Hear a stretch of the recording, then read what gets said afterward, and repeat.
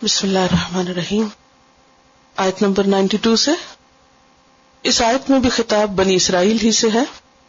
وَلَقَدْ جَاءَكُم مُوسَىٰ بِالْبَيِّنَاتِ، اور البتہ تحقیق لائے تمہارے پاس موسیٰ علیہ السلام کھلی نشانیاں، عصا، ید بیضاء، سمندر کا پھٹنا. ثُمَّ اتَّخَذْتُمُ الْعِجْلَ، پھر بھی تم نے بچڑے کو معبود بنا لیا. من بعدہ، ان کے جانے کے بعد. کہاں جانے کے بعد؟ کوہ طور پر. وَأَنْتُمْ ظَالِمُونَ، اور تم ہی ظالم ہو. اس آیت میں اللہ سبحانہ وتعالیٰ بنی اسرائیل کی توبیخ کر رہے. توبیخ کہتے ڈانٹ کو، ان سے ناراض ہو رہے ہیں کہ دیکھو موسیٰ تمہارے پاس کھلی کھلی نشانیاں لائے، پھر بھی تم نے موسیٰ علیہ السلام کے جانے کے بعد بچڑے کو معبود بنا لیا. کیا تمہیں یقین نہیں تھا کہ موسیٰ اللہ کی طرف سے آئے ہیں اور اللہ ہی نے ان کو یہ معجزات دیے؟ اتنی ساری نشانیاں دیکھنے کے بعد پھر یہ کیسے ہوا کہ تم نے اپنے ہاتھوں سے بنائے ہوئے سونے کے بت کو اپنا الہ مان لیا؟ اور من بعد ہی یہ کب کیا تم نے؟ جب موسیٰ 30 راتوں کے لیے کوہ طور پر گئے اور جب وہ واپس نہیں لوٹے 30 کے بعد، تو سامری نے اپنی قوم کو بہکایا اور کہا کہ موسیٰ وہ تو بھول گئے تم کو، اور وہ جس مقصد کے لیے گئے تھے اس کو بھی نہیں پا سکے، اور انہیں اللہ تعالیٰ کہیں نہیں ملے اور کوئی الہ نہیں، لہذا یہ بچڑا تمہارا الہ ہے. تو سامری نے ایک طرح سے ان کو فتنے میں مبتلا کر دیا تھا. ہارون علیہ السلام جو موسیٰ علیہ السلام کے بعد قوم کی نگرانی کر رہے تھے، انہوں نے سمجھانے کی کوشش کی تو آگے سے بگڑ کر انہوں نے جواب دیا، لن نبرح علیہ عاکفین حتی یرجع الینا موسیٰ. سورۃ طٰہٰ 91 میں آتا ہے کہ ہم تو اسی کی عبادت کرتے رہیں گے جب تک کہ موسیٰ ہمارے پاس واپس نہیں آتے. اگر آپ پچھلی آیت کو اپنے سامنے رکھیں، آیت نمبر 91 کو، تو اس میں آپ دیکھ رہے ہیں کہ جب ان سے کہا جاتا ہے کہ ایمان لاؤ اس پر جو اللہ نے اتارا، تو کہتے ہیں کہ ہم تو اس پر ایمان لائیں گے جو ہماری طرف بھیجا گیا اور اس کے علاوہ کا انکار ہے. تو یہاں اس کا جواب دیا جا رہا ہے کہ جب محمد صلی اللہ علیہ وسلم تمہارے پاس آئے، حق لائے، تو تم نے یہ کہہ کے ماننے سے انکار کر دیا کہ ہم ان کی بات نہیں مانیں گے، ہم صرف وہ مانیں گے جو ہماری طرف آیا ہے. یعنی جو ہمارے پاس کون لایا؟ موسیٰ لائے تھے. تو اللہ سبحانہ وتعالیٰ فرما رہے کہ تم یہ بات کرتے ہو کہ موسیٰ کی لائی ہوئی بات کو مانو گے. دیکھو تم نے اس وقت کیا کیا کہ جب موسیٰ کھلی نشانیوں کے ساتھ تمہارے پاس بحیثیت رسول آئے، لیکن جو ہی موسیٰ علیہ السلام کوہ طور پہ گئے تو تم بھول گئے کہ موسیٰ تمہیں کیا تعلیم دے کر گئے. تو گویا ان کے اس دعوے کو جھوٹا ثابت کیا جا رہا ہے، ان کے دعوے کا رد کیا جا رہا ہے کہ تمہاری یہ باتیں غلط ہیں، تم اصل میں تو ماننا ہی نہیں چاہتے. تم نے اللہ کے انبیاء کو قتل کیا، ان پر زیادتیاں کی، اپنے پیغمبر کے ساتھ تم نے یہ معاملہ کیا کہ وہ 30 کی بجائے جب 40 راتوں کے لیے وہاں رک گئے اللہ کی ملاقات کے لیے اس مقررہ وعدے پر کوہ طور پر، تو تم نے پیچھے سے اپنے پیغمبر کی تعلیم کو بھی بھلا دیا. وَأَنْتُمْ ظَالِمُونَ، اور تم ظالم ہو. ظالم کا لفظ زیادتی کرنے والے کے لیے آتا ہے، حد سے بڑھنے والے کے لیے، لیکن یہاں خاص طور پر ان کے شرک کی وجہ سے انہیں ظالم کہا جا رہا ہے، کیونکہ قرآن مجید میں ایک دوسری جگہ پر آتا ہے ان الشرک لظلم عظیم، کہ شرک بہت بڑا ظلم ہے. اور ان کا شرک کیا تھا کہ انہوں نے بچڑے کو اپنا معبود بنا لیا تھا، اس کو الہ سمجھا اور بہت ڈٹائی کے ساتھ اس کو الہ سمجھتے رہے. ہارون علیہ السلام کے منع کرنے پر کیا کہنے لگے؟ ہم تو باز نہیں آنے کے جب تک کہ موسیٰ واپس نہ آ جائیں. تو اس آیت سے پتہ یہ چلتا ہے کہ بنی اسرائیل کے اندر جو خرابیاں تھیں وہ اپنی حد کو پہنچی ہوئی تھی. ایک طرف ان کی سرکشی، دوسری طرف ان کی حماقت. حماقت کیا؟ کہ نشانیاں دیکھنے کے بعد ایک بت کے آگے سجدہ کرنے لگے، اور ان کی عقیدے کی خرابی اور ان کے کمزور ایمان کا پتہ چلتا ہے. اور یہ کس قوم کی بات ہو رہی؟ بنی اسرائیل کی. آج ہمارا کیا حال ہے؟ ہم کیا کرتے ہیں؟ ایک نہیں کئی بت بنائے ہوئے. کتنی ہی قبریں ہیں جن کو مسلمان پوجتے ہیں، ان کے آگے سجدے کرتے ہیں. صریحاً قرآن اور سنت کی تعلیمات کے خلاف اللہ کے سوا دوسروں سے فریادیں کرتے ہیں. کبھی رسولوں کو پکارتے ہیں، کبھی حضرت علی کو پکارتے ہیں، کبھی یا محمد کہتے ہیں، کبھی یا علی کہتے ہیں، کبھی کسی اور کو پکارتے ہیں. تو یہ سب کیا ہے؟ دراصل اللہ کو چھوڑ کر غیر اللہ کی طرف جانا، اللہ کو بھول کر اللہ کی مدد پر یقین کم ہونا، گویا اللہ کو الہ کم ماننا اور اس کی بجائے دوسروں کی طرف رغبت اور توجہ کرنا. تو یہ سب کیا ہے؟ ظلم ہے. اور بسا اوقات ہم یہ سمجھتے ہیں کہ ہم بورن مسلم ہیں اور ہم مسلمان ہیں اور مسلمان ہونے کے بعد ہم جو چاہیں کریں کوئی فرق نہیں پڑتا. نہیں، یہ سب کیا ہے؟ ظلم اور زیادتی کے کام ہیں، ان سے پرہیز کرنا چاہیے. پھر مزید ان کو کچھ یاد کرایا جا رہا ہے. وَإِذْ أَخَذْنَا مِيثَاقَكُمْ، وہ وقت یاد کرو جب ہم نے تم سے پکا وعدہ لیا تھا. کس بات کا وعدہ؟ ایمان لانے کا وعدہ، تورات پر عمل کرنے کا وعدہ. وَرَفَعْنَا فَوْقَكُمُ الطُّورَ، اور ہم نے تم پر کوہ طور کو بلند کیا تھا. آپ کو یاد ہوگا کہ بنی اسرائیل کی نافرمانیوں اور کتاب کو بھلانے کی وجہ سے اللہ سبحانہ وتعالی نے ان کو ایک موقع پر زبردست جھنجھوڑا. اور وہ کیا کیا کہ کوہ طور کو زمین سے اکھاڑ کر پہاڑ کو ان کے اوپر سائبان کی طرح معلق کیا اور ان سے کہا کہ پکڑو جو تم کو دیا جا رہا ہے، عمل کرو اس کتاب پر. اس وقت انہوں نے پکا عہد کیا کہ ہم مانیں گے. وَإِذْ أَخَذْنَا مِيثَاقَكُمْ وَرَفَعْنَا فَوْقَكُمُ الطُّورَ، اور طور اٹھا کے تم پر ہم نے کیا کہا؟ نمبر 1، خُذُوا مَا آتَيْنَاكُمْ، لے لو جو ہم تم کو دے رہے ہیں. کیا دے رہے ہیں؟ تورات. بِقُوَّةٍ، مضبوطی کے ساتھ. مضبوطی کے ساتھ سے مراد کیا ہے؟ اس کی تصدیق کرو، اس کو سمجھو، اس پر عمل کرو اور اس کے معاملے میں کسی سستی اور کوتاہی کا شکار نہ ہو. پوری ڈٹرمینیشن کے ساتھ اس کتاب کو لے لو. اور نمبر 2، واسمعوا، اور سنو. اور سنو صرف سنو نہیں، سن کے اڑا نہیں دو، بلکہ یہاں سنو کا دوسرا معنی ہے کہ سنو اور عمل کرو. جو کہا جا رہا ہے مان لو، اس کو جواب بھی دو. قالوا، تو انہوں نے کہا سمعنا، ہم نے سن لیا. وعصینا، اور ہم نے نافرمانی کی. زبان سے کیا کہا انہوں نے؟ سن لیا. اور عمل سے کیا کیا؟ نافرمانی کی. جو کہا گیا تھا وہ کر کے نہ دیا. وَأُشْرِبُوا فِي قُلُوبِهِمُ الْعِجْلَ، اور وہ پلائے گئے اپنے دلوں میں بچڑے کی محبت. ان کے دلوں میں بچڑے کی محبت سرایت کر گئی. محبت کو پینے کی چیز ہوتی ہے، محبت پی جاتی ہے یا پلائی جاتی ہے، لیکن پلانے سے کیوں تشبیہ دی گئی؟ اس لیے کہ جیسے انسان پانی پیتا ہے تو اس کے جسم کی کیفیت بدلتی، یعنی پانی جسم میں فوراً سرایت کر جاتا ہے، اس کا اثر سر سے پاؤں تک آپ کو محسوس ہوتا ہے. یعنی اگر آپ پیاسے ہیں اور پانی پی لیں تو کیا ہوتا ہے؟ آپ کا روح جو ہے وہ متاثر ہوتا ہے. اسی طرح جیسے زمین خشک ہوتی تو اس کے اوپر جب پانی پڑتا ہے تو کیا ہوتا ہے؟ اس کو پی جاتی، اور وہ خشک زمین کیا ہوتی؟ نرم ہو جاتی، تر ہو جاتی، اس کے اندر بالکل خلط ملط ہو جاتی. یہ تھوڑی دیر کے لیے سوچے، مٹی کے اوپر جب وہ پانی دے، کبھی آپ نے اپنے گارڈن میں پانی دیا ہوگا، جب پانی ڈالتے جاتے تو وہ کیا ہوتا ہے؟ اندر جذب ہوتا چلا جاتا ہے. وہ مٹی کا ایسا حصہ بن جاتا ہے کہ اگر آپ دوبارہ کہنا کہ اس کو نکال کے مٹی کو اور اس کو نچوڑ کے تو پانی الگ کیا جائے تو کیا ہوتا ہے؟ ہونی الگ ہوتا. تو محبت کسی چیز کی جب انسان کے دل میں چلی جاتی ہے تو وہ اس کے اندر اس طرح رچ بس جاتی ہے کہ اس کو پھر دل سے الگ کرنا مشکل ہو جاتا ہے. جیسے پانی کو مٹی سے الگ نہیں کیا جا سکتا. وَأُشْرِبُوا فِي قُلُوبِهِمْ، اور ان کے دلوں میں پلا دی گئی تھی، یعنی ڈال دی گئی تھی بچڑے کی محبت. کیونکہ بچڑا تو نہیں پلایا جاتا نا، وہ لفظی معنی کیا بنتا ہے؟ پلائے گئے اپنے دلوں میں بچڑے کو. تو بچڑا تو ویسے بھی کھانے کی چیز ہے، پینے کی تو ہے نہیں. تو مراد اس سے کیا ہے؟ بچڑے کی محبت. یعنی بچڑے کی محبت ایسے ہی ان کے اندر چلی گئی جیسے جسم میں پانی چلا جاتا ہے. لیکن یہ محبت ان کے دلوں میں کیوں ڈالی گئی تھی؟ بِكُفْرِهِمْ، ان کے کفر کی وجہ سے، ان کی نافرمانی کی وجہ سے وہ اس فتنے میں مبتلا کر دیے گئے. قل، کہہ دیجئے، بئس ما، کتنا برا ہے، یأمرکم، حکم دیتا ہے تم کو، بھی جس چیز کا، ایمانکم، تمہارا ایمان. یہ کیسا ایمان ہے جو تم کو اللہ کی محبت چھوڑ کر بچڑے کی محبت دے رہا ہے.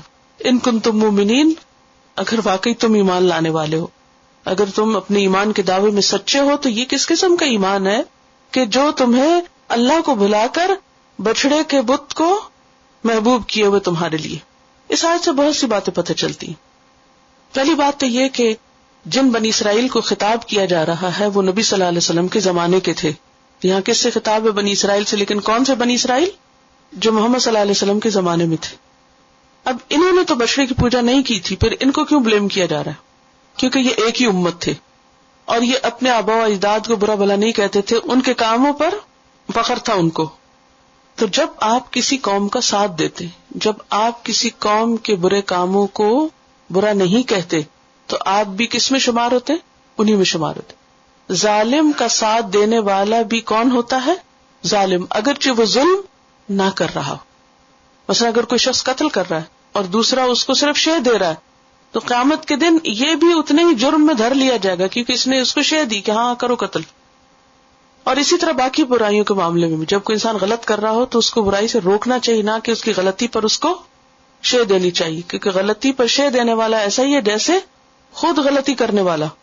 تو یہاں بنی اسرائیل کے اس گروہ کو سنایا جا رہا ہے جو نبی صلی اللہ علیہ وسلم کے زمانے میں تھے، حالانکہ انہوں نے براہ راست خود یہ غلطیاں نہیں کی تھی، لیکن چونکہ وہ اسی قوم سے تعلق رکھتے تھے اور اپنے آباء و اجداد کے کارناموں پہ فخر کرتے اور ان کی تاریخ کو سراہتے، لہذا انہیں اس پر ملامت کی جا رہی ہے، کیونکہ ان کی برائی کو برا نہیں سمجھتے تھے۔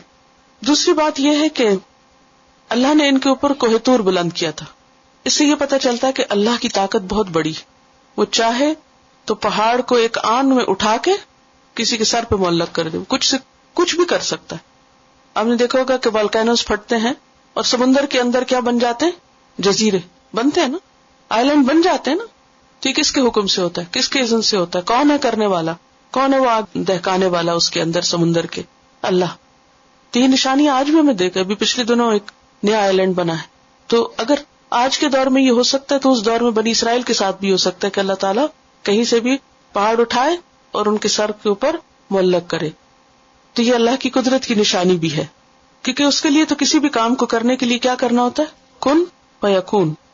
اور پھر آپ دیکھیے کہ کیا کہا گیا، خذوا ما آتیناکم بقوۃ، جو دیا ہے اسے مضبوط پکڑو۔ اس میں ہمارے لیے کیا حکم ہے؟ کتاب کو قوت سے پکڑنے کا حکم ہے، اور قوت سے پکڑنا کوئی حصی قوت نہیں ہے کہ بہت زور ضبط سے پکڑ لو۔ اس سے مراد کیا ہے؟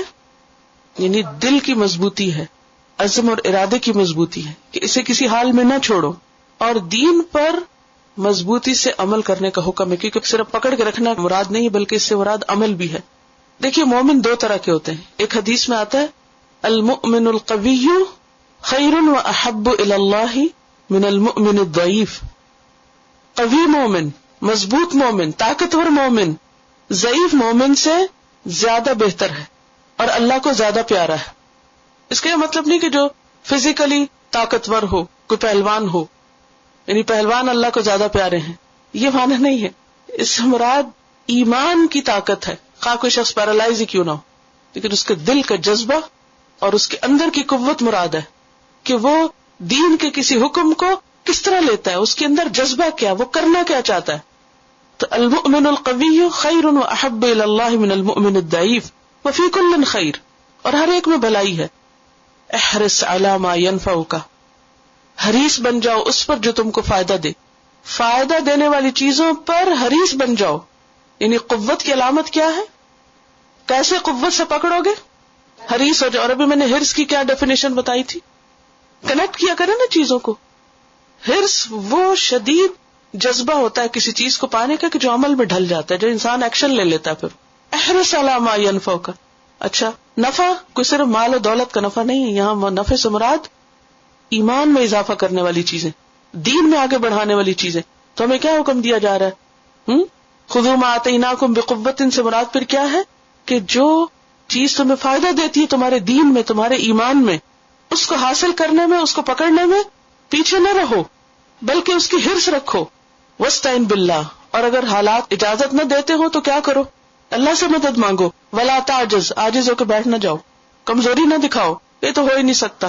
وان اصابک شیء، اور اگر تمہیں کوئی مصیبت پہنچے، فلا تقل، تو مت کہو لو انی فعلت کذا و کذا، کاش میں ایسا اور ویسا کر لیتا۔ ولکن قل، لیکن کیا کہو؟ قدر اللہ، اللہ کا فیصلہ یہ تھا، یعنی اپنی سے پوری کوشش کر کے پھر کیا ہے؟ اللہ پہ چھوڑ دو۔ وما شاء فعل، جو اس نے چاہا کیا۔ فإن لو تفتح عمل الشیطان، لو عمل شیطان یعنی شیطان کے کام کا دروازہ کھول دیتا ہے۔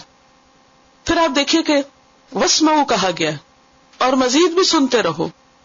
اصل میں سننا کیا ہے؟ جس کا انسان جواب دے۔ کوئی آپ کو بلاتا ہے، آپ کے کان میں آواز پڑ رہی ہے لیکن آپ جواب نہیں دیتے، تو یہ کیا ہے؟ گویا آپ نے سنا ہی نہیں۔ یہاں واسمعوا کس معنی میں؟ سنو اور جواب دو۔ قالو انہوں نے کہا، کنہوں نے؟ بنی اسرائیل نے. کیسے؟ سرکشی سے. کیا کہا؟ سمعنا سن لیا ہم نے، وعصینا. اس کے دو معنی، ایک تو یہ کہ انہوں نے زبان سے کہہ دیا ہم نہیں مانیں گے، اور دوسرے یہ کہ انہوں نے زبان سے تو کچھ نہیں کہا لیکن عمل سے، زبان حال سے کہا وعصینا. یعنی جو قول ہے نا، ایک زبان مقال ہوتی ہے اور ایک زبان حال ہوتی. زبان مقال کیا ہوتی ہے؟ کہ بول کے کچھ کہنا. اور زبان حال کیا ہوتی ہے؟ کہ منہ سے تو ہاں ہاں کرتے رہنا لیکن عمل اس کے خلاف کرنا. سمعنا وعصینا، کہ ہم نہیں مانیں گے.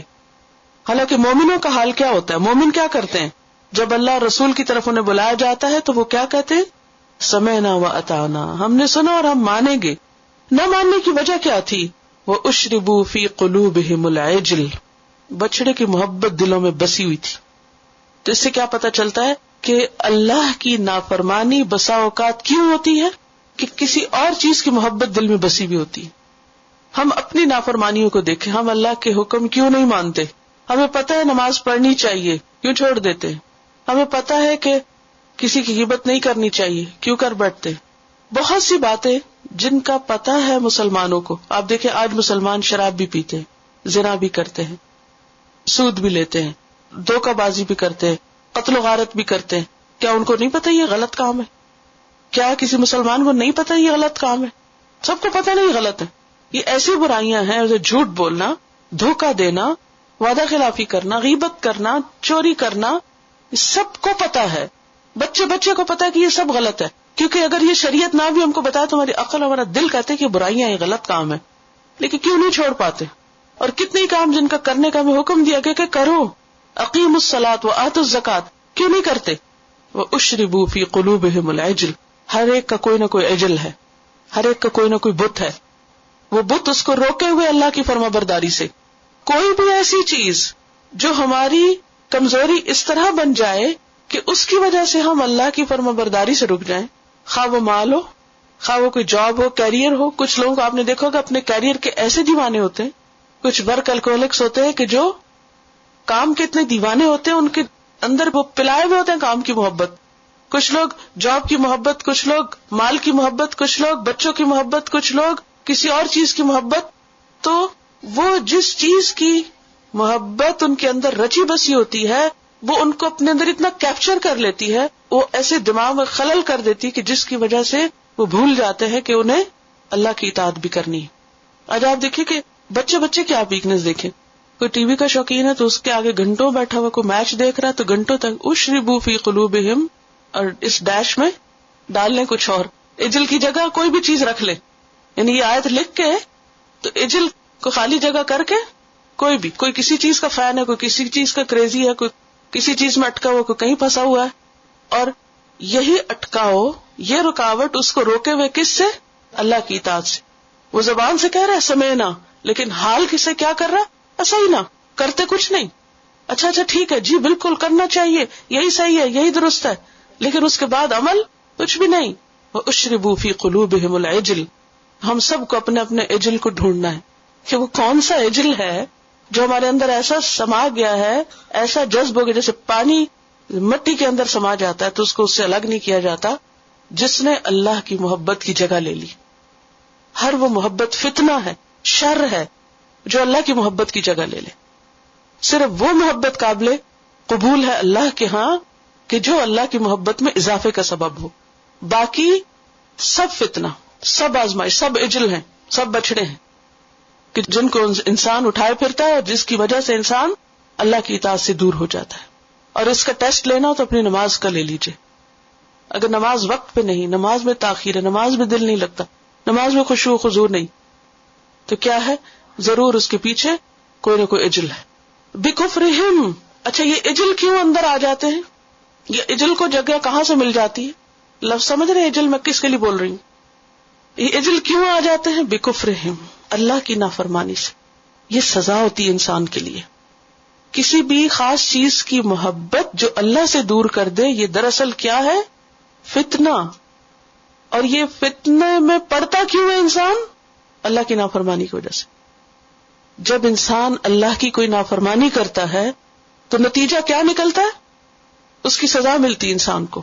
اللہ کی نافرمانی کی، اللہ کے کفر کی، اللہ کی آیات کے کفر کی سزا ملتی ہے انسان کو، اور وہ سزا کیا ہوتی ہے کہ انسان کسی ایسی چیز میں اٹک جاتا ہے کہ جس کے بعد وہ کسی کام کا نہیں رہتا، اور کم از کم اللہ کے کام کا نہیں رہتا، اللہ کے دین کا نہیں رہتا، اللہ کی اطاعت کے قابل نہیں رہتا. تو اوپر ٹاپ پہ کیا ہے؟ اللہ کی نافرمانی، کفر. جب کوئی کفر کرتا ہے تو کہاں آ گرتا ہے؟ اجل میں. اور پھر وہ اجل اس کے لیے کیا بن جاتا ہے؟ ایک مصیبت، جس کی وجہ سے پھر وہ بیکار ہو جاتا ہے، کچھ کرنے کے قابل نہیں ہوتا. ان کے ساتھ بھی یہی ہوا تھا. جب انہوں نے اسینا کر دیا، یعنی سمینا و اسینا، سامنے دیکھ کے نشانیاں اور اپنے سامنے دشمن کو غرق ہوتے دیکھا، موسیٰ علیہ السلام کے پاس عصا دیکھا جس سے وہ چشمے پھوٹے، موسیٰ علیہ السلام ہاتھ نکالتے ہوئے ید بیضاء دیکھا، اور اس کے بعد اللہ کا انکار اور بچڑے کو معبود بنا بیٹھے. تو یہ سب کچھ کیا ہے؟ ان کی اپنی نافرمانیوں کی وجہ سے. اللہ کسی پہ ظلم نہیں کرتا. اور اس سے ایک اور بات یہ بھی پتہ چلتی ہے کہ مختلف چیزوں کے اسباب اثر انداز ہوتے ہیں، لوگ آپ پر اثر انداز ہوتے ہیں، ماحول آپ پر اثر انداز ہوتا ہے. بکفرہم، اللہ تعالیٰ کہتے ہیں ان کے کفر کی وجہ سے. تو ہر کام کے پیچھے کوئی نہ کوئی وجہ ہوتی ہے، کوئی نہ کوئی سبب ہوتا ہے، کوئی ریزن ہوتی ہے. تو اس لیے انسان کو ہر طرح کے فتنوں سے پناہ مانگتے رہنا چاہیے. انسان کو نہیں پتا کہ کون سی چیز اس کے لیے کس مصیبت کا دروازہ کھول دے. قل کہہ دیجئے، بئس ما یأمرکم بہ ایمانکم، تمہارا ایمان کیسا ہے جو تم کو ایسی چیزوں کا حکم دیتا ہے. کس کا حکم دیتا تھا ان کو؟ ان کا ایمان، غیر اللہ کی طرف جھکے. ان کنتم مومنین، اگر تم مومن ہو. تو اس سے پتہ ہی چلتا ہے کہ زبانی ایمان کا دعویٰ قابل قبول نہیں جب تک کہ انسان کا عمل اس کا ساتھ نہ دے. تو اس آیت میں جو سب سے بڑی سیکھنے کی چیز ہے وہ کیا ہے کہ انسان کو حق نظر آئے تو قبول کر لینا چاہیے، کیونکہ حق کو ریجیکٹ کرنا، رد کرنا، حق کا انکار کرنا، کفر کرنا انسان کی آزمائش کا سبب بن جاتا ہے. اور وہ آزمائش کیا ہوتی ہے کہ انسان کے دل میں ایسی چیز کی محبت بھر جاتی ہے جو اللہ کو پسند نہیں ہوتی. اللہ کی ناپسندیدہ چیز کی محبت دل میں بیٹھ جاتی، اور پھر انسان آئندہ کے لیے اللہ کی طرف جانے کے قابل نہیں رہتا. اور دوسری بات یہ ہے کہ ایمان جو ہے وہ عمل کا محرک ہوتا ہے. محرک ہوتا ہے، موٹیویٹ کرتا ہے. جیسا ایمان ہوگا ویسا ہی عمل ہوگا. بالکل اسی طرح جیسے بیج ہوگا ویسا ہی درخت ہوگا. تو چونکہ ان کا ایمان ہی درست نہیں تھا لہٰذا ان کے اعمال درست نہیں تھے. قل ان کانت لکم الدار الآخرۃ عند اللہ خالصۃ. اب یہاں ان کے کچھ اور دعووں کا رد کیا جا رہا ہے. کیا کیا جا رہا ہے؟ یہود کے کچھ دعووں کو رد کیا جا رہا ہے، ان کے خیالات کا توڑ کیا جا رہا ہے. کیا تھے وہ دعوے؟ ان کا ایک دعویٰ یہ تھا کہ نحن ابناء اللہ و احباؤ، ہم اللہ کے بیٹے ہیں اور اللہ کے بہت محبوب ہیں، لہذا کیا ہوگا؟ لن تمسنا النار الا ایاما معدودہ، چند دن کے سوا ہم کو آگ نہیں چھوئے گی. یا پھر یہ کہتے تھے لن يدخل الجنۃ الا من کان یہودا و نصارا، جنت میں تو صرف یہود و نصارا ہی داخل ہوں گے. یہ ان کے خیالات تھے. آج کل ہم لوگوں کے بھی یہی ہے نا کہ جنت ہم مسلمانوں کے لیے ریزرو ہے، عمل کوئی بھی ہو لیکن جائیں گے تو وہیں. اس کا توڑ یہاں کیا جا رہا ہے. کہا یہ جا رہا ہے قل کہہ دیجئے اے محمد صلی اللہ علیہ وسلم، ان کانت لکم الدار الآخرۃ، اگر تمہارے ہی لیے ہے آخرت کا گھر یعنی جنت. آخرت کا گھر جہنم نہیں ہے بلکہ جنت. تم کہتے جنت میں ہم ہی جائیں گے. عند اللہ، اللہ کے پاس، خالصۃ من دون الناس، باقی لوگوں کو چھوڑ کر خالص تمہارے ہی لیے. تو پھر کیا کرو؟ جنت میں جانے کی تمنا کرو، جنت میں چلو، اس کے لیے موت مانگو. فتمنوا الموت، موت کی تیاری کرو تاکہ جلدی جنت میں پہنچو، کیونکہ وہ دنیا سے بہتر جگہ ہے. اتنے شور ہو تم کہ تم ہی جنت میں جاؤ گے اور باقی لوگ نہیں جائیں گے کیونکہ وہ تو ستیلے ہیں. ان کنتم صادقین، اگر تم سچے ہو، اگر تم اپنے اس دعوے میں سچے ہو تو پھر کیا ہے؟ پھر آخرت کی طرف توجہ کرو، کیونکہ جو سچا انسان ہوتا ہے نا اس کا دل دنیا میں کم اور آخرت میں زیادہ لگتا ہے. کیونکہ جب انسان سچائی پہ عمل کرتا ہے نا تو زندگی مشکل ہونے لگتی. جب آپ سچے بنتے ہیں نا، سچ بولتے ہیں، سچ کہتے ہیں، سچ پہ چلتے ہیں، تو پھر لوگوں کو کانٹے چبھنے لگتے ہیں یا نہیں؟ آپ کے آس پاس کے لوگ انکمفرٹیبل ہو جاتے ہیں اور پھر ری ایکشن کیا ہوتا ہے کہ آپ کو بھی کیا کرتے ہیں؟ مشکل میں ڈالتے ہیں، مخالفت کرتے ہیں.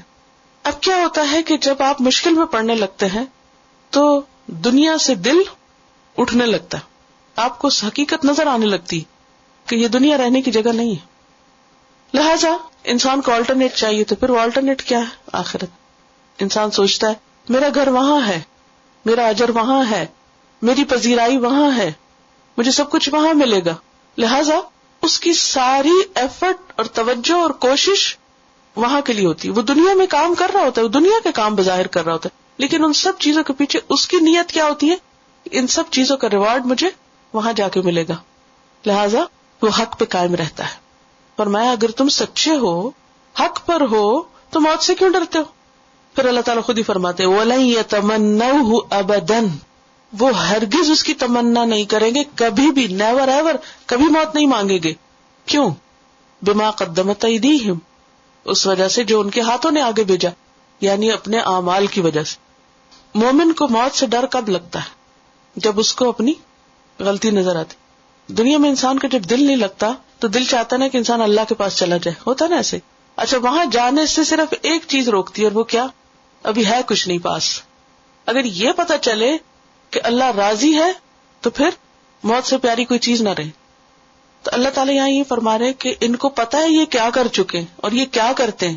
ان کے جو کفر ہے، ظلم ہے، زیادتی ہے، نافرمانی ہے، شرک ہے، اس کی طرف اشارہ. قدمت ایدی میں ان کے سارے اعمال کی طرف اشارہ ہے کہ یہ اپنے برے اعمال کی وجہ سے مرنا نہیں چاہیں گے، اور یہ ان کا دعویٰ جھوٹا ہے کہ جنت انہی کے لیے.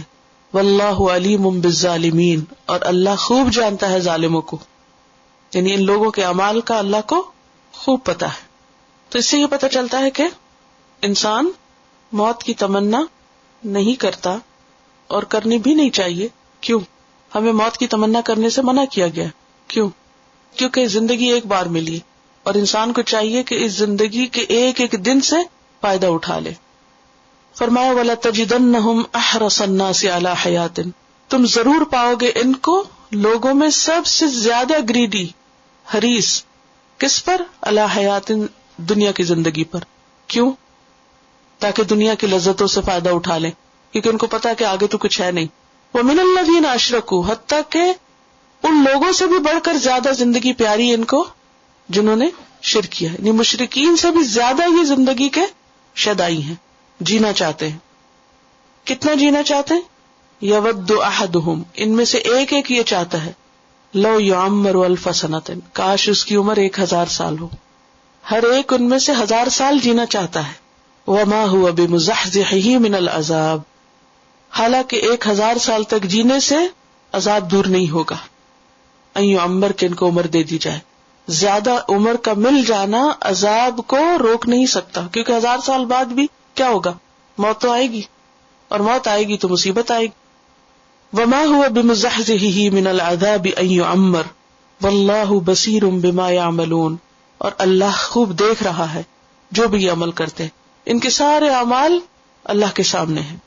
اس آیت سے بھی کئی باتیں پتہ چلتی. پہلی بات تو یہ کہ بنی اسرائیل میں زندگی کی محبت بہت ہے، ہر چیز سے بڑھ کر اور ہر قوم سے بڑھ کر.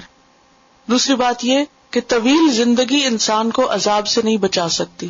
یہ نہیں ہو سکتا کہ کوئی زیادہ دن جیے تو وہ پنشمنٹ سے بچ جائے گا. پھر یہ ہے کہ لمبی عمر مومن کے لیے فائدہ مند ہے، موت کی تمنا نہیں کرنی چاہیے. ایک شخص نبی صلی اللہ علیہ وسلم کے پاس آیا اور کہنے لگا، ای الناس خیر، کون سا انسان سب سے اچھا ہے؟ قالا، فرمایا، من طال عمرہ، جس کی عمر لمبی ہو، وحسن عملہ، اور اس کا عمل بھی اچھا ہو. اس لیے ہونا کیا چاہیے کہ جب آپ اپنے لیے لمبی عمر کی دعا کریں یا اپنے بچوں کے لیے یا کسی اور کے لیے، صرف لمبی عمر کی دعا نہ کریں. امام احمد بن حنبل کو اگر کوئی لمبی عمر کی دعا دیتا تو وہ قلق میں پڑ جاتے، ان کو پسند نہیں آتا تھا، الا یہ کہ ساتھ کوئی یہ دعا کرے کہ نیک عمل کے ساتھ اللہ کی اطاعت کے ساتھ. اللہ تمہیں لمبی عمر دے اپنی اطاعت کے ساتھ. ہم عام طور پہ کہتے تم جیو 1000 برس، وہ ایک شعر بھی اردو کا، اور ہر دن کے ہوں دن 50,000 معلوم ہے کتنے. بہرحال تو لیکن مومن ایسے نہیں کہتا، وہ صرف 50,000 سال کی دعا نہیں دیتا، وہ اس کے ساتھ اللہ کی اطاعت کی بھی دعا دیتا ہے. کیونکہ اس حدیث سے ہمیں کیا پتہ چلتا ہے کہ لوگوں میں سب سے اچھا کون ہے؟ جس کی عمر لمبی اور جس کے عمل نیک ہو. پوچھا گیا فَأَيُّ النَّاسِ شَرٌّ، بدترین انسان کون سا ہے؟ قال من طال عمره وساء عمله، وہ جس کی عمر تو لمبی اور عمل بدترین ہے.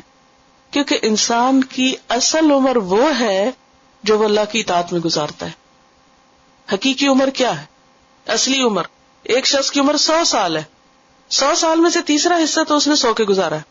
وہ سوتا ہے رات کو 8 گھنٹے، تو 1/3 ہو گیا نا. 24 آورز میں اگر کوئی 8 گھنٹے سو رہا ہے تو 1/3 تو سونے میں گزر گیا اس کا. بس 60 سال عمر ہے کسی کی، 20 سال تو سونے میں گزر گئے. باقی عمر کیا ہے؟ اصل عمر 40 ہو گئی. اب 40 میں کچھ وقت تو کھانے نہانے دھونے اور دنیا کے کام کاج جاب ادھر ادھر گزر گئی. یہ سوچئے کہ عبادت میں کتنے سال گزرے اور اللہ کی اطاعت میں کتنے، دن کے کتنے گھنٹے اور کتنے منٹ آپ کے قرآن پڑھنے میں گزرتے ہیں. سوچئے ذرا، اگر ہم صبح کی تلاوت بھی نہیں کرتے، کتنے لوگوں نے رمضان کے بعد اب سے دوبارہ قرآن پورا بھی کر لیا ہو. وقت ہی نہیں ہوتا، کون پڑھے، یہ تو بس ٹھیک ہے سن لیتے ہیں، کیسٹ لگی ہوئی تھی ہم سن لیتے ہیں. ہم نے خود کیا کیا، ہمارے منہ سے کیا نکلا، سوچنے کی بات ہے نا. تو دن کے اگر ہر روز کے 5 منٹ صرف آپ تلاوت کرتے تو جب جا کے مہینے میں کتنے ہوں گے؟ 150 منٹس، صرف 2 گھنٹے اور کچھ منٹ. تو اسی طرح ذکر میں کتنا وقت گزرتا ہے، کسی کی خدمت میں، اچھے کاموں میں. تو ہم سب اپنا خود کیلکولیشن کر سکتے ہیں کہ ایک ایوریج انسان کی لائف جو ہے وہ اللہ کی اطاعت میں کتنی گزرتی اور نافرمانی کے کاموں میں کتنی گزرتی. بس اگر آپ بیکار میں بیٹھے ٹی وی کے آگے کچھ نہیں، بس دیکھے جا رہے ہیں تو کبھی ایک چینل بدلتے کبھی دوسرا، بس دل بہلا رہے. کبھی سوچے کہ گھنٹہ گزر گیا، 2 گھنٹے گزر گیا، کیا کمایا؟ عمر کا یہ حصہ بھی تو کاؤنٹ ہو رہا ہے نا. تو حقیقی عمر ہماری وہ ہے جو ہم نے اچھے کاموں میں گزاری، اللہ کی اطاعت میں گزاری، نیکی کے کاموں میں گزاری، کسی خیر اور فائدہ مند کام میں گزاری، اور باقی وقت جو ہے وہ مائنس ہے. اب آپ دیکھیں کہ کچھ لوگ ایسے ہوتے ہیں کہ جو چھوٹی عمر میں بھی بہت کچھ کر جاتے ہیں. امام حازمی کی عمر صرف 37 سال تھی جب وہ فوت ہو گئے تھے. 37 میں فوت ہو گئی، ڈائیڈ. اور زبردست کتاب لکھی الاعتبار کے نام سے. چھوٹی عمر میں بھی کئی لوگوں نے بہت بڑے بڑے کام کر لی. اسی طرح عبدالحی لکھنوی کا نام شاید آپ نے سنا، ان کی عمر بھی 37 سال تھی جب وہ فوت ہوئے. انہوں نے بھی کئی کتابیں لکھی. ان کی کتابیں آج کے اسکالرز ایڈٹ کر رہے ہیں بیٹھ کے. عبدالفتاح ابو غدہ کا نام آپ نے سنا ہوگا، انہوں نے ان کی کتابیں ایڈٹ کی. تو اس لمبی سے مراد ضروری نہیں ہوتا کہ آپ 100 ایئرز جئیں. اگر 40 سال آپ کی بیماری میں بیڈ پہ لیٹ کے گزرے تو وہ عمر تو نہیں نا. وہ کیا عمر ہے؟ اصل میں دیکھنے کی بات یہ ہے کہ ہم کتنے پروڈکٹیو. بعض لوگ چھوٹی عمر میں ہی بہت سے اچھے کام کرنا شروع کر دیتے جو ان کے لیے آگے جا کے صدقہ جاریہ بنتے. اب دیکھیں کہ حضرت عائشہ کی عمر کتنی تھی جب حضور صلی اللہ علیہ وسلم فوت ہوئے؟ 18 سال، 18. سارا علم حاصل کر چکی تھی اور باقی زندگی اسی کو آگے سکھایا. اور پھر تقریباً 50 سال بعد آپ کی زندہ رہی، شاید 68 تھی یا کتنی. اس کے برعکس ان کی بہن حضرت اسما جو تھی ان کی عمر 100 سال سے زائد تھی جب وہ فوت ہوئی. تو اصل چیز کوانٹٹی نہیں ہے، کوالٹی ہے. ہر ایک کو روز کے 24 گھنٹے ملتے، ڈپینڈ یہ کرتا ہے کہ آپ اس 24 کس کس کام میں گزارتے. کبھی اپنا حساب خود کر کے دیکھ لیجئے کہ کہاں وقت گزرتا ہے، کس کام میں لگتا ہے. پھر اسی طرح یہ ہے کہ واللہ بصیر بما یعملون، بار بار یہ بات آئی پیچھے بھی اب بھی کہ اللہ سارے اعمال کو دیکھ رہا ہے. اللہ سے کچھ بھی نہیں چھپا ہو، دل کے وسوسے تک نہیں چھپے ہوئے، ہر چیز اس کے علم میں ہے. لہٰذا ہم جو بھی زندگی گزاریں، جو بھی کام کریں، یہ سوچ کے کریں کہ وہ دیکھ رہا ہے. کئی چیزیں ایسی تھیں لوگوں سے چھپا جاتے، لیکن اللہ سے کچھ بھی چھپا ہوا نہیں ہے. ان کے ایک اور باطل خیال کی تردید، قل من کان عدوا لجبریل. ان ساری آیات میں دراصل اللہ تعالیٰ ان کے غلط خیالات، غلط عقائد اور غلط طریقوں کا توڑ کر رہے ہیں. کہہ دیجئے جو بھی کوئی دشمن ہے جبریل کا، فإنہ نزلہ علی قلبک بإذن اللہ، اس نے یہ قرآن آپ کے دل پر اللہ کے اذن سے اتارا ہے. یہود کی ایک مشکل یہ تھی کہ وہ جب نبی صلی اللہ علیہ وسلم نے یہ دعویٰ کیا کہ میرے پاس جبریل آتے ہیں، وہی لے کر آتے ہیں، تو یہ کہنے لگے کہ جبریل ہمارا تو دشمن ہے اور ہم اس کے دشمن، ہمیں جبریل نہیں پسند. کیوں؟ اس لیے کہ ان کی قوم کے پچھلے کچھ حصوں پر عذاب آیا تھا تو وہ جبریل لائے تھے. پھر یہ کہ نبی صلی اللہ علیہ وسلم پر جو کلام اتر رہا تھا اس میں ان کی تاریخ اور ان کی حقیقت کھول کھول کے بیان کی جا رہی تھی، جس سے ان کو شرمندگی ہوتی تھی. کہتے جبریل ایسی آیتیں لاتے، اس وجہ سے بھی ان کو دشمنی تھی. پھر ان کو ایک اور بہت بڑا بیر جبریل سے یہ تھا کہ جبریل امیین میں عربوں میں کیوں وحی لے کر آئے ہیں، بنی اسرائیل میں کیوں نہیں لائے؟ کیوں ضد تھی جبریل سے کہ وہ وحی لے کر آئے ہیں کہاں؟ امیوں میں. ان کو لانی چاہیے تھی ہمارے پاس. تو ہم تو ایسی کوئی بات نہیں سنیں گے جو جبریل لائے. ہم نہیں قرآن سننا چاہتے کیونکہ وہ جبریل لے کر آئے. اللہ سبحانہ تعالیٰ فرماتے ہیں من کان عدوا لجبریل، جو بھی کوئی جبریل کا دشمن ہے فإنہ نزلہ علی قلبک بإذن اللہ، اس میں جبریل کا کوئی قصور نہیں کیونکہ اس نے تو اللہ کے حکم سے وحی اتاری ہے محمد صلی اللہ علیہ وسلم کے دل پر. انہوں نے اپنی مرضی سے یہ سب نہیں کیا. جبریل اپنی مرضی سے عذاب نہیں لائے. جبریل اپنی مرضی سے یہ تاریخ تمہاری نہیں کھول رہے، تمہاری حقیقت کو بیان نہیں کر رہے. جبریل اپنی مرضی سے قرآن کسی بندے پر نہیں اتار رہے، اللہ کے حکم سے کر رہے ہیں جو کچھ کر رہے ہیں. اور پھر یہ بھی کہا جا سکتا تھا علی محمد، فإنہ نزلہ علی محمد. یہ کیوں کہا علی قلبک؟ یہ اصل میں پیچھے پڑا اشربوا فی قلوبہم العجل. اس کے برعکس محمد صلی اللہ علیہ وسلم کے دل پر کیا تھا؟ قرآن کو دل میں اتارا، کیونکہ دل ایسا مقام ہے جو کسی چیز کو اگر سمیٹ لے تو وہ ہمیشہ کے لیے محفوظ ہو جاتی. جو چیز آپ کے دل کو لگ جائے پھر وہ آپ کو نہیں بھولتی. جو چیز آپ کو پسند آ جائے وہ پھر آپ کو ہر وقت یاد رہتی ہے، اٹھتے بیٹھتے سوتے جاگتے. اسی طرح اگر قرآن ہمارے بھی دل کو لگ جائے تو کیا ہوگا؟ اگر ہمارے بھی دل پہ اتر جائے تو پھر اس کو پڑھنا، اسے یاد کرنا، اس کا ٹیسٹ دینا، اس کے اسائنمنٹ کچھ بھی مشکل نہیں لگے گا. اصل میں دل جو ہے نا وہ معارف کا خزانہ ہے، عقل اور فہم کا. قرآن پاک میں دل کا کام بتایا گیا، لہم قلوب لا یفقہون بہا، اور ایک اور جگہ پر آتا ہے فتکون لہم قلوب یعقلون بہا. تو قرآن کے الفاظ میں دل عقل کنٹین کرتا ہے، یعنی دل اور دماغ کا ایک تعلق ہے. پہلی چیز دل پہ آتی پھر دماغ میں جاتی. تو قرآن نبی صلی اللہ علیہ وسلم کے دل پر اترا ہے، مصدقاً جو کنفرم کرتا ہے کس چیز کو؟ لما بین یدیہ، اس سے پہلی کتابوں کو، تورات اور انجیل کو. اور یہ ثبوت ہے اس کے برحق ہونے کا. اور کیا ہے قرآن؟ وہ ہدن، ہدایت ہے. اور کیا ہے؟ وہ بشرا، خوشخبری، گڈ نیوز. للمومنین، لیکن کس کے لیے؟ مومنوں کے لیے. تو اس آیت سے یہ پتہ چلتا ہے کہ جبریل علیہ السلام کا ایک بہت اہم مقام ہے. اللہ کے اطاعت گزار فرشتے ہیں، اور ان کا بڑا مقام کس لیے؟ کیونکہ وہ قرآن لے کر آئے، حامل قرآن ہے. یعنی جبریل کی فضیلت کس وجہ سے ہے؟ قرآن لانے کی وجہ سے. پھر یہ بھی پتہ چلتا ہے کہ قرآن پچھلی کتابوں کی تصدیق کرتا ہے. پھر یہ کہ قرآن ہدایت ہے. پھر یہ کہ قرآن خوشی کا ذریعہ ہے. قرآن سے دل میں خوشی آنی چاہیے. ہم سب کو اپنے دل کا جائزہ لینا چاہیے کہ قرآن پڑھ کے، قرآن سن کر ہمارے دلوں میں خوشی سماتی ہے یا نہیں، کیونکہ یہ ایمان کی علامت ہے. قرآن سے خوشی صرف اس کو ہوگی جس کے اندر ایمان ہوگا. قرآن سے کراہت، بے رغبتی اور دوری اور گھبراہٹ ایمان کی کمزوری کی علامت ہے. اگر قرآن سن کر گھبراہٹ ہو، قرآن سن کر، قرآن پڑھ کر خوشی نہ ہو، تو یہ کس کی علامت ہے؟ ایمان کی کمزوری. کیونکہ اللہ سبحانہ وتعالیٰ کیا فرما رہے ہیں کہ ہدی و بشرا للمؤمنین، ایمان لانے والوں کے لیے تو قرآن کیا ہے؟ ہدایت اور خوشخبری ہے. اپنے اپنے دلوں کا جائزہ لیں، کیا واقعی یہ بشرا ہے؟ یہ قرآن کو دیکھتے ہی، پڑھتے ہی، سنتے ہی، سمجھتے ہی، جو جو سمجھ آتا جائے دل کے اندر ایک خوشی کی لہر آنی چاہیے. پھر فرمایا من کان عدوا للہ، جو کوئی بھی ہو دشمن اللہ کا. اور اللہ کی دشمنی سے مراد کیا ہے؟ اللہ سے نفرت، بغض، اس کی عبادت نہ کرنا. وہ ملائکتی، اور اس کے فرشتوں کا، وہ رسولہ، اور اس کے رسولوں کا، وہ جبریل، اور جبریل کا، وہ میکال، اور میکائیل کا. فإن اللہ عدو للکافرین، تو وہ یاد رکھے کہ اللہ ایسے سارے کافروں کا دشمن ہے. اس نے دراصل اللہ کی دشمنی مول لے لی.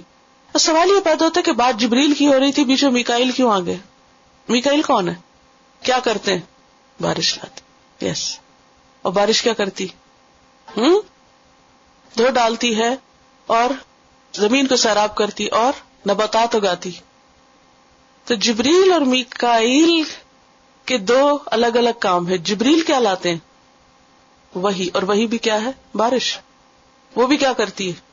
صفائی کرتی اور کیا کرتی، دل کے اندر ایمان کا بیج ڈالتی اور کیا کرتی، انسان کی پیاس کو بجھاتی. انسان کی روح کی تڑپ اور پیاس ہے، انسان کے دل کی جو تشنگی، تو قرآن اس کے لیے کیا ہے؟ ہدم و بشرا. تو ایک فرشتہ وحی لانے والا ہے اور دوسرا بارش لانے والا ہے. تو وحی اور بارش دونوں میں مماثلت. یہاں اسرافیل کا تو ذکر نہیں کیا. تو قرآن میں کوئی لفظ زائد نہیں ہے، اس کے پیچھے ایک حکمت ہے. اور یہ جب یہ باتیں سمجھ آتی دل میں کیسی خوشی آتی ہے، کیونکہ مجھے آج اس سوال کا جواب ملا ہے. میں کتنے سالوں سے اس کے پیچھے تھی کہ جبریل کی بات ہو رہی تھی کہ جبریل کا قصہ تھا کہ اس نے کیوں وہی وہاں پر لائے اور پیچھے میکائیل کہاں سے آ گئے اور کیوں آ گئے. تو پھر سمجھ میں آیا کہ میکائیل بارش لاتے اور بارش سے زمین کی حالت بدل جاتی، بالکل ایسے ہی جیسے زمین پر خوشی کا پیغام لاتی ہے بارش اپنی حدود کے اندر ہو، تو اسی طرح وہی دل کے لیے بارش ہے، خوشی کا ذریعہ ہے. قرآن بشرا ہے. اور جو ان فرشتوں سے عداوت رکھتا ہے، رسولوں سے دشمنی رکھتا ہے، فإن اللہ عدو للکافرین، اللہ سارے کافروں سے دشمنی رکھتا ہے. اور اللہ جس کا دشمن ہو پھر وہ کہیں بچ کے جا نہیں سکتا. اور پھر یہ ہے کہ یہ معزز اور مقرب فرشتے اللہ کے محبوب ہیں. اللہ کے محبوب کے ساتھ دشمنی نہیں رکھنی چاہیے، کیونکہ حدیث میں آتا ہے من عاد لی ولیا فقد آذنتہ بالحرب، جو میرے کسی ولی سے، میرے دوست سے دشمنی رکھے گا میں اسے جنگ کی دعوت دیتا ہوں. بخاری کی حدیث ہے یہ. تو اولیاء اللہ کی محبت اللہ کی محبت کے حاصل کرنے کا ذریعہ ہے. جو شخص اللہ کا محبوب ہو اس سے محبت اللہ کی محبت میں اضافے کا ذریعہ بنتی ہے، اور جو شخص اللہ کا ناپسندیدہ ہو اس کی محبت اللہ کی ناراضگی کا ذریعہ بنتی ہے. تو اولیاء اللہ کی محبت ضروری ہے، ان کی عزت اور احترام ضروری ہے، اور ان سے دشمنی اللہ کی دشمنی کو مول لینا ہے. وَلَقَدْ أَنزَلْنَا إِلَيْكَ آيَاتٍ بَيِّنَاتٍ، اور البتہ تحقیق ہم نے آپ کی طرف کھلی روشن نشانیاں بھیجی، واضح احکامات بھیجے جن میں کوئی ابہام نہیں. وَمَا يَكْفُرُ بِهَا إِلَّا الْفَاسِقُونَ، اور نہیں انکار کرتے ان کا مگر نافرمان لوگ، فاسق لوگ. یہاں آیات سے کیا مراد ہے؟ یہاں مراد احکامات ہیں، کیونکہ قرآن کا ذکر پیچھے ہو رہا ہے نا، اسی ریفرنس میں قرآن مراد ہے. ہم نے آپ کے پاس جو قرآن بھیجا اس میں جو آیات ہیں وہ اتنی واضح ہے کہ سب کو سمجھ میں آتی. یعنی قرآن مجید ایسی چیز ہے جو سمجھ میں آنے والا ہے. وَمَا يَكْفُرُ بِهَا إِلَّا الْفَاسِقُونَ، لیکن ان آیات کا انکار کون کرتا ہے؟ قرآن کے حکم کو کون نہیں مانتا؟ جو فاسق، جو نافرمانی کرنا چاہتے ہیں. تو قرآن کا حق دینا ضروری ہے. قرآن کا حق نہ دینا کیا ہے؟ فسق. أَوَكُلَّمَا عَاهَدُوا عَهْدًا، ان بنی اسرائیل کا حال یہ ہے کہ انہوں نے جب بھی اللہ سے کوئی وعدہ کیا، جب بھی کوئی وعدہ کیا، نبذہ فریق منہم، تو ایک گروہ نے اس وعدے کو پھینک دیا. بل اکثرہم لا یؤمنون، بلکہ اکثر ایمان نہیں لاتے. یہ کون سا عہد تھا جو انہوں نے کیا تھا؟ ایک عہد اللہ سے کیا تھا اور ایک عہد نبی صلی اللہ علیہ وسلم سے کیا تھا. نبی صلی اللہ علیہ وسلم جب مدینہ میں گئے تھے تو ایک ٹریٹی ہوئی تھی، ایک میثاق ہوا تھا، مشہور میثاق ہے تاریخ میں. کیا نام ہے اس کا؟ میثاق مدینہ، ٹریٹی آف مدینہ. اس میں 3 گروہ تھے، ایک مشرکین عرب جو مدینہ میں تھے، ایک یہود تھے، اور تیسرے مسلمان نبی صلی اللہ علیہ وسلم کے ساتھی، آپ اور آپ کے ساتھی. ان تینوں کے درمیان ایک اگریمنٹ ہوا تھا، اور وہ اگریمنٹ کیا تھا کہ اگر باہر سے کسی نے حملہ، اس کے کئی شکے کلازز ہیں، لیکن اس سے ایک اہم بات یہ تھی کہ اگر باہر سے کوئی حملہ آور ہوگا تو کیا کریں گے؟ سارے مل کر اس کا مقابلہ کریں گے. لیکن کیا ہوا جنگ بدر میں، جنگ احد میں اور بعد میں؟ کبھی یہود نے آپ کے ساتھ مل کر جنگ کی مشرکین مکہ کے خلاف؟ نہیں. تو اس کی طرف اشارہ ہے کہ جب بھی انہوں نے کوئی عہد کیا، نبذہ فریق منہم، ان کے ایک گروہ نے اس عہد کو پھینک دیا. اللہ سے کیا وعدہ تھا، اللہ سے کیا عہد تھا، وہ پیچھے جو گزر چکا. اور پھر ان کے پیغمبروں کی زمانے کے آنے والے نبی کو مانیں گے، ایمان لانے کا وعدہ تھا. فرمایا کہ بجائے اس کے کہ یہ عہد کی پابندی کرتے، ان کے ایک گروہ نے جو ان کے سردار تھے، لیڈر تھے، انہوں نے عہد کی پابندی نہیں کی. تو اب یہ ہے کہ پوری قوم میں سے پہلے تو لیڈرز کو پکڑا، پھر کہا بل اکثرہم لا یؤمنون، بلکہ ان کے اکثر نہیں ایمان لاتے. پھر عوام کو بھی کہ وہ بھی ساتھ دے دیتے ہیں. تو اس آیت سے ایک بات یہ پتہ چلتی ہے کہ عہد خواہ اللہ سے ہو یا بندوں سے ہو، اس کو پورا کرنا ضروری ہوتا ہے. کمٹمنٹ ضروری ہوتی ہے، کیونکہ آخر میں کہا نا اکثریت ایمان نہیں لاتی، تو ایمان اور عہد لازم و ملزوم ہے. حدیث میں آتا ہے لا ایمان لمن لا عہد لہ، اس کا ایمان نہیں جو عہد نہ پورا کرے، جو وعدہ پورا نہ کرے اس کا ایمان ہی کوئی نہیں. وہ کون ہے؟ بے ایمان. اردو میں کہتے ہیں نا، کیا کہتے ہیں؟ بے ایمان. تو بے ایمان ہم کہتے ہیں دھوکے باز، یعنی جو غدر کرے، دھوکا کرے، وعدہ نہ پورا کرے. اوفوا بالعہد ان العہد کان مسئولا، وعدہ پورا کرو کیونکہ وعدے کا پوچھ ہوگی. اور منافق کی علامتوں میں سے کہ وعدہ کر کے اس کو توڑ دے. ولما جاءہم رسول من عند اللہ، اور جب ان کے پاس ایک رسول اللہ کی طرف سے آ گیا. کون سا رسول؟ محمد صلی اللہ علیہ وسلم. مصدق لما معہم، جو ان کے پاس جو کچھ تھا اس کی تصدیق کر رہا تھا، یعنی وہ ان کے خلاف نہیں جا رہا تھا، ان کی کتابوں کی تصدیق کر رہا تھا، اس کو کنفرم کر رہا تھا. نبذ فریق من الذین اوتوا الکتاب، تو پھینک دیا ایک گروہ نے ان لوگوں میں سے جنہیں کتاب دی گئی نہیں. اہل کتاب کے گروہ نے کیا کیا؟ پھینک دیا. کیا؟ کس کو پھینک دیا؟ کتاب اللہ، اللہ کی کتاب کو. اللہ کی کتاب کو پھینک دیا. مراد ہے یہاں قرآن کو قبول نہیں کیا جو رسول لے کر آئے. وراء ظہورہم، اپنی پیٹھ پیچھے. کأنہم لا یعلمون، گویا کہ اس کو جانتے بھی نہ ہو. انہوں نے اس کو ٹوٹلی اگنور کر دیا. اہل کتاب کا حال یہ ہے کہ جب ان کے پاس رسول آ گیا، کتاب آ گئی، تو انہوں نے رسول کو ماننے کی بجائے، کتاب کو لینے کی بجائے کیا کیا؟ پیٹھ پیچھے پھینک. اب یہ پیٹھ پیچھے پھینکنا کوئی حصی معنوں میں نہیں کہ انہوں نے نعوذ باللہ قرآن اٹھا کے تو پیچھے پھینکا تھا، یہ نہیں مطلب. کیا مانا؟ اس پر ایمان نہیں لائے، اس کی تعلیمات کو نہیں مانا، توجہ نہیں دی. کأنہم لا یعلمون، ایسا برتاؤ کیا گویا ان کو تو خبر ہی نہیں تھی کہ کسی رسول کو آنا ہے یا کسی کتاب کو آنا ہے. اب یہ تو ان کا حال تھا، ان کے ایک گروہ کا، کہ حق پہچاننے کے بعد ایسا بہیو کیا گویا کہ حق کا پتہ ہی نہ ہو، خبر ہی نہ ہو. تو کوئی بھی عالم نہیں کہلا سکتا جب تک کہ وہ اپنے علم کی عملی تصدیق نہ کرے. ہمارا حال کیا؟ اللہ کی کتاب کے ساتھ کیا سلوک ہے؟ قرآن کی فریاد پڑھیے گا. آج مسلمانوں کی اکثریت کیا کر رہی؟ ہماری آئندہ نسلوں کا کیا حال ہے؟ کتنے بچوں کو پتا کہ رسول کون تھے، کب آئے تھے، کیا کرتے تھے، کتاب میں کیا لکھا ہوا ہے؟ کأنہم لا یعلمون، پتہ ہی نہیں کہ اس کے اندر کیا ہے. یہ کیا کہتی ہے؟ ہر گھر میں قرآن موجود ہے، لیکن کتنے مسلمانوں کو آج پتا ہوگا کہ اس پہ کیا لکھا ہوا ہے؟ یہی پیٹھ پیچھے پھینکنا ہے. سارے کام سامنے ہیں، ہر چیز امپورٹنٹ ہے. کیا نہیں امپورٹنٹ؟ قرآن، وہ بعد میں کریں گے. پیچھے کیا؟ بعد میں کریں گے، پھر کر لیں گے، پھر پڑھ لیں گے، پھر جان لیں گے، پھر سمجھ لیں گے، پھر صحیح، پھر صحیح، پھر صحیح. آج نہیں، کل سے، کل نہیں، پرسوں سے، بس کرتے کرتے یہ عمر آ گئی اور ابھی تک نہیں پتا یہ کتاب کیا کہتی، اور اب بھی تیار نہیں کہ کچھ وقت اس کے لیے لگا لیں، تھوڑی سی محنت کر لیں. کتنے لوگ ہم اس ساگا میں، اور کتنوں تک یہ پیغام پہنچ رہا ہے. کتنے اس کام میں لگے کہ ہفتے میں ہی 1 یا 2 دن اس کام کو لگائیں. ہم سب کا فرض ہے کہ ان کو بھولا ہوا سبق یاد دلائیں. ہم اس حال میں دنیا سے نہ جائیں کہ کأنہم لا یعلمون، گویا پتہ ہی نہ ہو کہ یہ کیا تھا. اور کیا کرنے لگ گئے تھے وہ؟ واتبعوا ما تتلو الشیاطین علی ملک سلیمان، وہ پیچھے پڑ گئے، اللہ کی کتاب چھوڑ کر کچھ اور کرنے لگ گئے. کس چیز کے پیچھے؟ ما تتلو الشیاطین، جو پیچھے لگے ہوئے تھے شیاطین علی ملک سلیمان، سلیمان علیہ السلام کے دور حکومت میں. آپ سب کو معلوم ہے کہ سلیمان علیہ السلام اللہ کے پیغمبر تھے، بہت بڑی بادشاہ تھی ان کے پاس. ان کے لیے جنات مسخر کیے گئے تھے، شیاطین بیڑیوں میں تھے، بناء و غواص، کچھ عمارتیں بناتے تھے، کچھ غوطے لگاتے تھے، سمندروں کے اندر سے چیزیں نکال کے لاتے تھے. یہ سب کچھ سلیمان علیہ السلام کے لیے مسخر کیا گیا. ہوا مسخر کی گئی تھی ان کے لیے، پہاڑ اور بہت سی اور چیزیں. تو یہ سب کیا تھا؟ دراصل اللہ کا فضل تھا ان پر.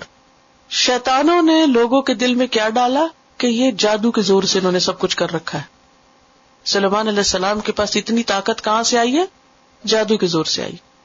لہذا وہ اس دور میں بھی، یعنی سلیمان علیہ السلام کے دور میں بھی کیا کرنے لگ گئے؟ جادو سیکھنے سکھانے.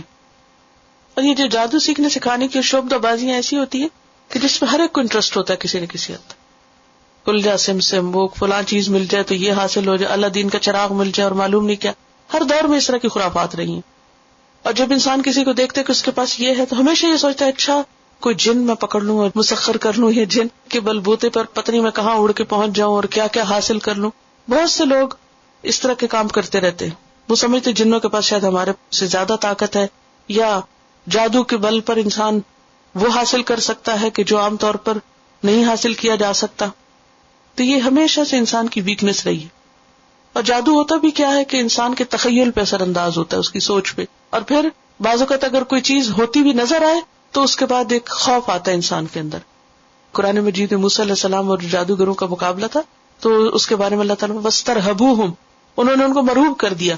تو انسان اس طرح کی شعبدہ بازیوں سے مرعوب بھی بہت جلدی ہوتا ہے، یہ جو میجک کے ہوتے ہیں طریقے. تو اب بنی اسرائیل نے کیا کیا؟ قرآن چھوڑ کے، اللہ کی کتاب چھوڑ کے کن چیزوں میں دلچسپی لینی شروع کر دی؟ جادو، ٹونے، طلسمات، عملیات، تعویذ، گنڈے اور اس طرح کی چیزوں کے پیچھے پڑ گئے. اور یہ کب سے ہو رہا تھا؟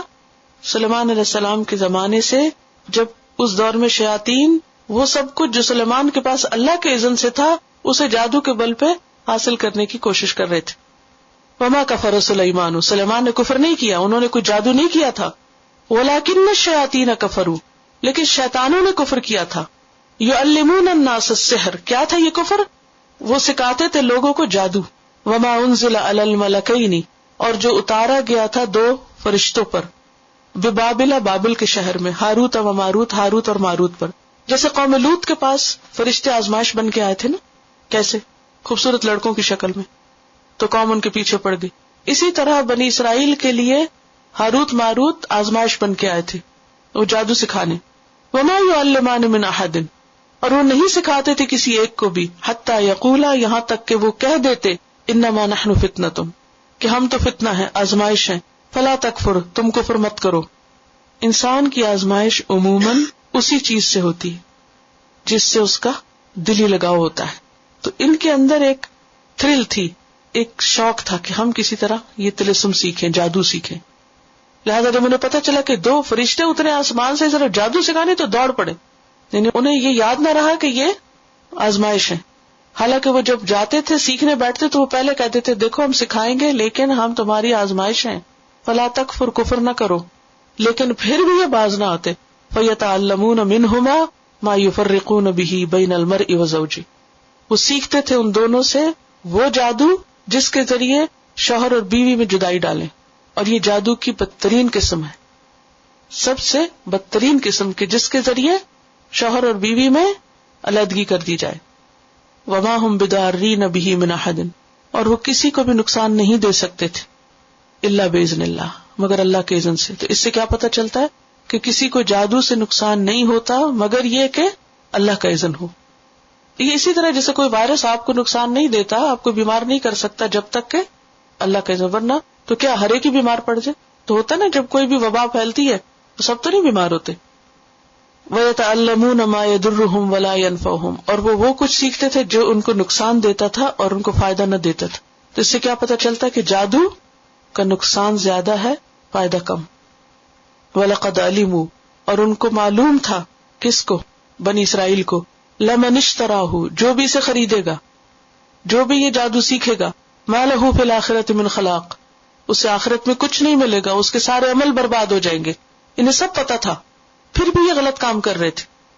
وَلَبِئْسَ مَا شَرَوْا بِهِ أَنفُسَهُمْ، کتنی بری تھی وہ چیز جس سے انہوں نے اپنے آپ کو بیچ ڈالا، یعنی اپنی آخرت داؤ پہ لگا دی. لَوْ كَانُوا يَعْلَمُونَ، کاش وہ جانتے ہوتے. تو اس آیت سے یہ پتہ چلتا ہے کہ بنی اسرائیل حضرت سلیمان علیہ السلام کے زمانے میں بھی اور اس کے بعد بھی آل اوور دا ہسٹری جتنا بھی وقت گزرا، حتیٰ کہ نبی صلی اللہ علیہ وسلم کے زمانے میں بھی کس کام میں ملوث تھے؟ جادو کرنے کرانے میں. اور اس میں ایک مشہور شخص تھا لبید بن عاصم، جس نے نبی صلی اللہ علیہ وسلم پر بھی جادو کیا تھا. پھر یہ ہے کہ اللہ سبحانہ وتعالیٰ یہاں پر سلیمان علیہ السلام کی برات بیان کرتے ہیں کہ وہ معصوم نبی تھے، انہوں نے کفر نہیں کیا. پھر یہ بات بھی یاد رکھیے کہ جادو کفر ہے، اور جادو کی تعلیم دینا بھی کفر ہے. اگر کوئی شخص خود جادو نہ کرے، کسی اور کو سکھائے، تو وہ بھی جرم ہے. اور کفر کیوں ہے؟ کیونکہ اس میں شیاطین سے مدد لی جاتی ہے، ان سے التجائیں کی جاتی ہیں، یعنی ان کو استعمال کیا جاتا ہے اس میں. اور پھر اس لیے بھی منع ہے کہ دوسرے انسان کو تکلیف ہوتی ہے اس سے جس پر کیا جاتا ہے، یہ دوسرے کو نقصان دینا ہے. پھر ایک اور بات، یہ سوال یہ پیدا ہو سکتا ہے کہ فرشتے تو غلط کام نہیں کرتے، تو جادو اگر کفر ہے اور اتنا بڑا جرم ہے تو وہ کیوں سکھاتے تھے؟ وہ اللہ کے اذن سے سکھاتے تھے، وہ فتنہ تھے. دیکھیے اللہ کے سوا کسی کو سجدہ جائز نہیں، لیکن فرشتوں سے کیا کہا گیا کہ کس کو سجدہ کرو؟ آدم کو. انہوں نے کیوں کیا؟ اللہ کا حکم سمجھ کے. تو یہاں بھی یہ دونوں فرشتے سکھا رہے تھے اللہ کا حکم سمجھ کر. پھر اسی طرح آپ دیکھیں قتل حرام ہے لیکن حضرت ابراہیم کو خواب آیا کہ کیا کرو؟ بیٹے کو ذبح کرتے. یہ کیا تھا دراصل؟ اللہ کا حکم. پھر یہ ہے کہ جادو اس وقت تک نقصان نہیں دیتا جب تک کہ اللہ کا اذن نہ ہو. لیکن یہ یاد رکھیے کہ اگر اللہ کا اذن ہو تو نقصان بھی دیتا ہے. یعنی جادو سے نقصان ہو سکتا ہے لیکن باذن اللہ، اور کبھی محدود فائدہ بھی ہو سکتا ہے. لیکن یاد رکھیے کہ بعض اوقات اللہ تعالیٰ حرام کے راستے اس لیے آسان کر دیتے ہیں کہ بندے کے لیے آزمائش ہو. تو انسان کو محتاط رہنا چاہیے اور غلط طریقے اختیار نہیں کرنے چاہیے. پھر یہ یاد رکھیے کہ نفع نقصان کا اصل مالک بہرحال اللہ سبحانہ و تعالیٰ ہے. کسی کے اوپر اگر ایسی تکلیف ہو، کسی کو جادو کا اثر محسوس ہو، یعنی سبب معلوم نہ لیکن انسان بیمار ہو، صحت ہی نہ ہو رہی، کوئی وجہ ہی نہ پتہ چل رہی، تو ایسی صورت میں انسان کو جادوگروں کے پاس جا کے علاج نہیں کرانا چاہیے. کیا کرنا چاہیے؟ اللہ سے دعا کرنی چاہیے. قرآن پاک میں اللہ تعالیٰ فرماتے اَمَّن يُجِيبُ الْمُضْطَرَّ إِذَا دَعَاهُ وَيَكْشِفُ السُّوءَ، کیا ہے کوئی جو بے قرار کی پکار سنے اور تکلیف دور کرے؟ یعنی سوائے اللہ کے وہی کر سکتا ہے. اگر اس کے اذن سے تکلیف ہوئی تو اسی کے اذن سے شفا ہوگی. کسی جادوگر کے ہاتھ میں شفا نہیں ہے، کیونکہ بعض لوگ کیا کہہ کے جادو شروع کرا دیتے، توڑ کر آ رہے ہیں اور وہی کام کرتے ہیں جو پہلے ہوا. ایک نے غلط طریقے سے کیا، دوسرے اس کے توڑ میں وہی جادو کر لیا. تو کوئی طریقہ جادو کے توڑ کا جو خود جادو ہے وہ ٹھیک نہیں. نبی صلی اللہ علیہ وسلم نے معوذتین سے علاج کیا، تو کیا کرنا چاہیے؟ معوذتین پڑھنی چاہیے. اور پھر یہ ہے کہ جادو کا کرنا، کرانا، سیکھنا، سکھانا کیا ہے؟ آخرت برباد کرنا. آخرت میں انسان کا کوئی حصہ نہ ہوگا. اور پھر یہ بھی کہ بدترین جادو شوہر بیوی میں جدائی ڈالنا ہے. لہذا جادو کے علاوہ بھی اگر کوئی ہسبینڈ وائف کو آپس میں لڑا رہا ہے یا ان کے گھر میں انٹرفیئرنس کر رہا ہے، یہ تفریق ڈال رہا ہے، تو یہ بھی بدترین جرم ہے. وَلَوْ أَنَّهُمْ آمَنُوا وَاتَّقَوْا، اور اگر وہ ایمان لاتے اور تقوی اختیار کرتے. کون؟ یہ بنی اسرائیل جو جادو کرنے لگ گئے. لَمَثُوبَةٌ مِّنْ عِندِ اللَّهِ، البتہ اللہ کے ہاں سے جو ثواب پاتے، خیرن، وہ بہتر تھا. لَوْ كَانُوا يَعْلَمُونَ، کاش وہ جانتے ہوتے. تو اصل بات کیا ہے کہ انسان کو ایسے بدترین راستے چھوڑ کر کس طرف توجہ دینی چاہیے؟ اپنی اصلاح کی طرف، ایمان اور تقوی کے ذریعے. دوسری بات یہ ہے کہ اللہ کے ہاں جو اجر اور ثواب ہے وہ دنیا کی ہر چیز سے بہتر ہے. لیکن یہ بات بہت سے لوگوں کی سمجھ میں نہیں آتی، انہیں معلوم نہیں ہوتا. بل تؤثرون الحیات الدنیا والآخرۃ خیر وابقی، تم دنیا کی زندگی کو ترجیح دیتے ہو حالانکہ آخرت بہتر بھی ہے اور پائیدار بھی ہے. وللآخرۃ خیر لک من الاولی، آخرت دنیا سے بہتر ہے. وما عند اللہ خیر وابقی، سورۃ شورى میں آتا ہے. جو اللہ کے پاس ہے وہ بہتر بھی ہے اور باقی رہنے والا بھی ہے. تو اصل علم کیا ہے کہ انسان کو یہ سمجھ آ جائے کہ آخرت دنیا کے مقابلے میں بہتر ہے. لو کانوا یعلمون، کاش ہمیں یہ پتہ چل جائے. جادو کے موضوع پر ایک پوری کیسٹ ہے، جادو حقیقت اور علاج، وہ آپ سن سکتے ہیں اور مزید تفصیلات جان سکتے ہیں. میں نے جان بوجھ کے اس ٹاپک کو اوائڈ کیا ہے تاکہ ہم اصل مقصد پر فوکس کریں. لیکن یہ ایک حقیقت ہے کہ بہرحال دنیا میں خیر کے ساتھ ساتھ شر بھی ہے. تو شر بھی بعض اوقات انسان کے اوپر اثر انداز ہوتا ہے. اس سے بچنے کے لیے انسان کو اللہ کی پناہ میں آنا چاہیے، دعائیں پڑھنی چاہیے، صبح شام کی دعائیں، حفاظت کی دعائیں، آیت الکرسی اور اس طرح کی چیزیں جو ہیں یہ انسان کو اللہ کی پناہ میں دیتی ہیں اور بہت سے شر سے محفوظ رکھتی ہیں. اللہ تعالی ہم سب کا حامی و ناصر. آخر دعوانا ان الحمد للہ رب العالمین. سبحانک اللہم و بحمدک، نشہد ان لا الہ الا انت، نستغفرک و نتوب الیک.